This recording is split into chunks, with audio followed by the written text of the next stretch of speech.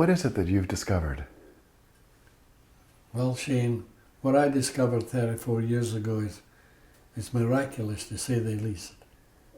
And I was blessed with the gift that it was given to me.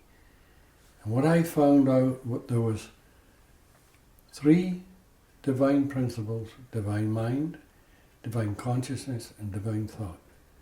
And they are the 3 principles that hold the secret to all human experience. And I realized when I first found them, if psychology and psychiatry could understand this, it would change psychology and put it into another dimension altogether. They cover everything in this world, the entire psychological experience, because this is what life is. From the cradle to the grave, it's a psychological experience. Mm-hmm. It's all brought about by using mind, consciousness, and thought. And without these principles, there wouldn't even be life. And they're the Trinity. There can't be any more, because they're the Trinity. They're the total essence of all life here on earth. Could you once again talk about the 3 principles and what they are and what they mean? Well, let's put it this way. I'll digest the story, and we'll go back 34 years ago, and I'll tell you the story, how it happened. And maybe this will help you. I remember I was sitting in the living room reading the paper, the newspaper, and I stood up to tell my late wife something. And instead, I looked out the picture window at the ocean, and it was like being sucked down a tunnel. Literally sucked down a tunnel. And all of a sudden, I was shrouded by white, buzzing light. And I went beyond time, space, and matter, beyond this world, and realized that all life was a great illusion created from this formless energy. Then when I don't know how many seconds it took, but this light vanished, and I turned around and started to cry. And I said to my late wife, I'm home, I'm free, I've made it, I've conquered this world. Now that was a very unusual thing for me to say. Well, that's what happened, but you can imagine Barbara's face. It was like I'd shot her. She thought I'd gone off my head. But since then, everything I said has become a fact. I know it sounds strange. As a matter of fact, when I first found this, 3 days later, I went back to my work. And unknown to me, I'd changed so much that nobody knew me. My voice was different, my face was different, the way I talked was different, the way I acted was different, and I never realized it. But one thing I did realize, and it was interesting, is when I went back into the work, there was maybe 400 people, I saw every single one of them working from these principles. And if they were using those principles negatively, then they were unhappy people, or sad people, or disturbed people. And the ones that were using them in a positive way, they were the happy ones. It's because those principles, how you use them, dictates your whole outcome in life.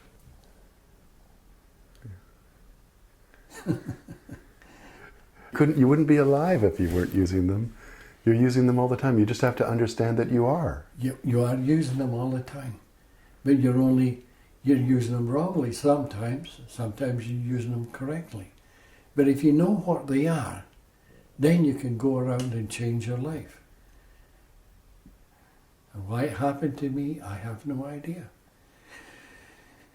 Because to be truthful with you, I was definitely most undeserving, but it did happen. And that's what you call self-realization. You realize how you are connected to this world. You realize what some people call the oneness of life. You realize that everything becomes from a divine, formless, spiritual energy before creation. And when this formless, divine energy takes form, we call it creation. Well, you go further, the whole world is an illusion. The second we leave our mother's womb, we start using those three principles, mind, conscious and thought, to see creation. The second we do that, we're into our intellect and we lose this wisdom that was deep in our soul before birth. And the idea is to go back and claim this wisdom. That's why the great mystics have always told you, look within for the answer. It's not out there. Out there is the illusion. This is what we blame for our problems. Then we create more problems. But if you look inside, you find the wisdom. Once you find the wisdom, you become wiser. It's like we're helping business people. We don't know anything. I don't know anything about business. I'd never even try. I don't have to. If I'm trying to help a businessman, I would try and get him to find his own wisdom. Then when he finds it, he becomes a wise businessman. And that goes for any profession in the world. You're not telling them what to do, you're making them wiser. And this is what these three principles do. As I say, they're the trinity to all human experience here on earth. They're the essence, they're the lost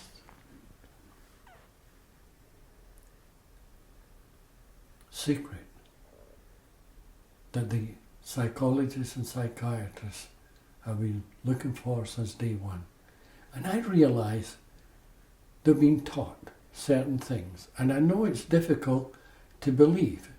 But you see, what they were taught was from the outside to go inside and make you better. And that's not it. The secret lies when you realize the wisdom you seek is inside, then you go outside and change it. And that's the difference. It's so simple, and yet it's so profound. And people think, well, I know all about mind, conscious and thought because intellectually I can see it. But that's not it. My pet parrot could say mind, conscious and thought, but the parrot wouldn't know anything about it. And they'll say, well, come to an end once you realize that. That's not true. If you start talking about the principles, you could talk forever because they cover everything in this world. You could never come to the end of discussing the three principles. It'd go into psychology, psychiatry, philosophy, theosophy. It would go into mysticism. It would go into physics, neuroscience. It's got the ultimate answer. Now, I don't know anything about physics because I only had a grade 9 education. But after this experience, I knew I'd found the ultimate answer that the physicists were looking for. And consequently, I've been invited down to the States quite a few times to talk to some of the best physicists, and they always want me to explain why it is I say time, space and matter are all an illusion. And what the puzzle was, they were talking about the already formed energy in this world, and what I'm talking about is the divine formless energy before it is created into this world.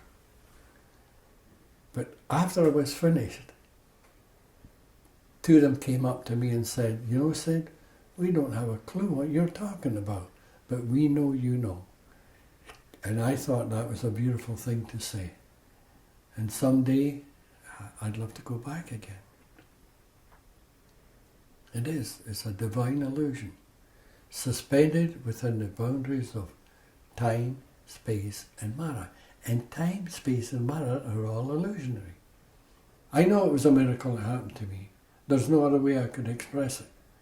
Because how can a grade 9 educated welder who has hardly read anything in his life know immediately that he was qualified to go into any university in the world and talk about all these different subjects? I mean, there's something there. And that's what they'll have to look at. Because my time on this earth is limited. And I'd love to see it go out. My advice was to get a book or a tape, and you don't need anything else because you're getting it straight from the horse's mouth, so to speak. There's nobody contaminating it, telling you that there's 4 principles, 7 principles, or role play, or techniques. They're all from the intellect. Now, I remember many years ago, this monk, with all his robes and everything, came to see me on the island. And he listened, and he wasn't getting anywhere. And he was a very unhappy man, and he told me that his life wasn't worth living. And he said to me, but there's something puzzles me. Why did you decide to put it out into psychology rather than spiritual? And I said, well, I did put it spiritual. He says, no, you didn't. You're putting it through psychology and psychiatry. I said, that's only part of it. Didn't I tell you that all life is a psychological experience? He says, yes. He says, but that doesn't answer my question. Why did you say mind, conscious, and thought? And I said, well, tell me something. What is the only thing in this world that could be divine mind? And he thought for a while, then he said, God. And I said, well, what is the only thing in this world that can be divine consciousness? He said again, God. And I said, well, what is the only thing in this world that can be divine thought? He says, God. I said, well, how much more spiritual can you get? But he never got it. And to this day, he's still searching all over the world for the truth. And here he was standing listening to it, and he didn't recognize it. But that's okay, because he wasn't ready. And people will say, well, what makes you ready? You make yourself ready. When you're ready, you will hear it. If you never get ready, you won't hear it. You might have to go to another lifetime and start all over again. But when you're ready, the truth will be there for you, no matter where you are. You know, see, people, they go to India and they search for truth. They go to China and search for truth. They go up the Himalayas and search for truth. They'll never find it. Never. You know where you find it? You look in the mirror and you say, aha, it lies inside. And once you see that, your search is finished. There's no place to search. I've had so-called enlightened people come to me, see many, many times to see me. And the second they got off that boat, I knew they weren't. You know why? Because they were enlightened, supposedly, but they were still searching for the truth outside. They only thought they were. There's that thought again, eh? Whatever you think the world is, that's what the world is to you. Whatever you think you believe, That's your belief system. It's all thought. If you think you're a sad person, you're going to be a sad person. If you think you're a happy person, you're going to be a happy person. The thought creates the deeds. How have you seen this philosophy of these principles reach out and change the world already? Or have changed thousands of people's lives. Personally, I've seen hundreds of people change before my eyes. People that were neurotic, psychotic, they were bulimic, anorexic, all different kinds of things. And I've seen them all change. And more than that, the beautiful thing is, it changed a lot of therapists throughout the world. And when they found this, they threw away all their old training, started to work with the principles, and they started to see miracles in their offices. They saw cures that they never thought possible. People who have been in therapy for many, many years and told by the psychiatrists and psychologists that they would never be mentally healthy. And quite often they go back to the therapist and say, I don't need you anymore. I just read this book, or I just listened to this man called Bенks. And they'll say, that's impossible. And they want to give them more treatment, but they'll walk away. Do you know what's happened? Because they have jumped ahead of the therapist. And this is how powerful this is. And this is why I say, if the therapists of the world ever really start to take this, there'd be healings all over the world. I've been in a jail where there was 300 people, and every single one of them was carrying that book, The Enlightened Gardener. And I heard so many stories, it was unbelievable. I heard one story. Now this girl wasn't in jail, but I met her there because she's now a teacher. And her story was fantastic. When she was young, a young lady, she got abducted by a policeman. And she got tied up, she got raped, she got beaten. Now finally the police found them and she was released. But then she had to go for medical help for quite a few years. She was in and out of hospitals. She had every kind of treatment known to man. And she showed me a letter where the hospital sent her, signed by a psychiatrist, saying that she would never be mentally healthy and she'd need help all her life. Now, when I walked into that jail, she came up to me and she hugged me and thanked me. And really, I didn't even know what she was talking about. But then she told me the story. And I'll tell you something, it was unbelievable. And that lady now is so healthy that she's become a teacher. She teaches the 3 principles to other prisoners. And all those therapists that have changed, they've told me that what they were doing didn't work. And now they're thrilled. They love their work, whereas before they were all cracking up. They were all leaving their profession. But now they go to work and they love it because they know they're helping people. Now that's quite different. That's really quite different. Maybe one last thing was, what's your hope for humanity? What's your hope for the world? Well, my hope for humanity is that the level of consciousness rises. See, nobody can change this world. I've said many times, for the world to change, the consciousness of humanity has to be elevated. Because right now, the conscious state of the world is in a deplorable condition. And this is why there's wars, atrocities, killings, etc., etc. And it's going to get worse. Believe me, it's going to get worse. Unless the consciousness rises. And I've had therapists that will argue with me and say, hey, Sid, just a minute. We've had conscious raising seminars for years and they don't work. No, they didn't. They weren't raising the consciousness. They were telling you what you do with your consciousness.